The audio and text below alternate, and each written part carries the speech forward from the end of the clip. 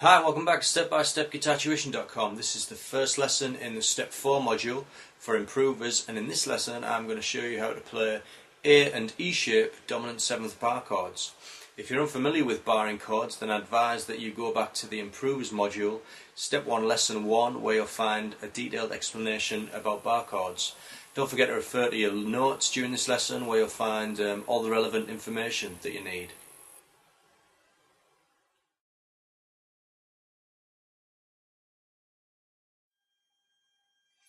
To begin with, I'm going to form an open A7 chord, but instead of using my first and second or first and third fingers, I'm going to play it with my third and fourth fingers, so that my first finger is free to form the bar. Then carefully move the shape up one fret, so that both your fingers are in the third fret, and then keeping the neck high, lay your first finger flat across the first fret, just in line with the fret wire. Try and keep that finger straight. Press hard and strum. And because this is an A chord, remember you play from the A string. Try to miss the bottom E string. Now let's try the same thing with an open E7 chord. So start by playing the E7 chord, and this time, so that our first finger is free to do the bar, we're going to play the A7 chord with our second finger and third finger. Second and third finger. Move the shape up one fret, so that your second finger is in the second fret and your third finger is in the third fret, and then lay your first finger flat across the first fret, nice and straight. Press hard and strum. And this time, because it's an E chord, you would strum all 6 strings.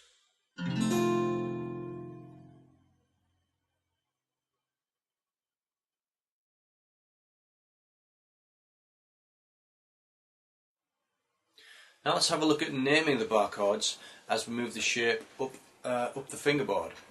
So starting with the A7 chord, playing with your third and fourth fingers, move the shape up one fret to the third fret, lay your first finger down. Now because we've moved the A7 chord up one fret, we can use the chromatic scale to work out the name of the chord. If you're still not completely sure of the chromatic scale, you can find it in your lesson notes. The note after A in the chromatic scale is A sharp, so if we move up and bar across, the name of this chord is A sharp dominant 7th, or B flat dominant 7th. Dominant 7ths are usually abbreviated to just sevenths, so that the word dominant gets dropped. So that chord would be called A sharp 7 or B flat 7. And if you move the shape up carefully to the second fret, try to keep your fingers in that same position. The next note in the chromatic scale is B, so now we have a B7 chord. And that B7 chord is actually an alternative to the open B7 chord that we learned in the beginners section of the step-by-step syllabus. But that's the same chord, B7 with an A7 shape and open B7. If we move up another fret from the B, from the second fret up, you have in the third fret C7. And that's an alternative to the open C7 shape that we learned in the improvers section. C7 and open C7. If we move up again, we have C sharp 7 or D flat 7. And up in the 5th fret, D7. Which is the same as the open D7 shape. And then moving up to the 6th fret, D sharp or E flat 7.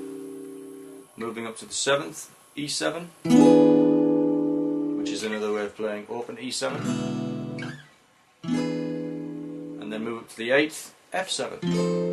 And you can continue up the fretboard, naming the chords as you go along.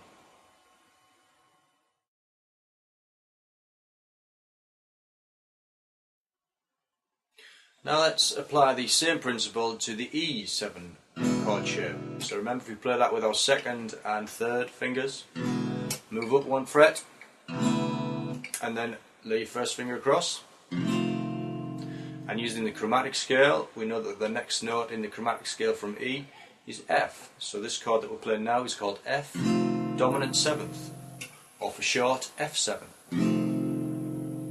And then move up again, we have F sharp 7 or G flat 7, and moving up to the 3rd fret, G7. And that's the same as playing an open G7 chord. G7, open G7. Move up again to the 4th fret, G sharp 7 or A flat 7, and at the 5th fret, A7, which is an alternative to the open A7 shape. A7 with the E shape barred at the 5th, and open A7. Moving up to the 6th, A sharp 7 or B flat 7, and moving up to the 7th, B7, which is the same as open B7. And just carry on up the fingerboard, naming the chords as you go along. So now you should have an understanding of how to play all 12 A and E shape dominant 7th bar chords. And if you combine these with all the other chords that you've learnt so far in the step-by-step syllabus, you can see that we're working towards an extensive chord vocabulary. As part of your daily practice routine, you should go through all of your open chords and bar chords so that you can recall them quickly from memory. Later in this module, we'll look at some chord sequences to help you with your bar chord practice. So that's it for this lesson.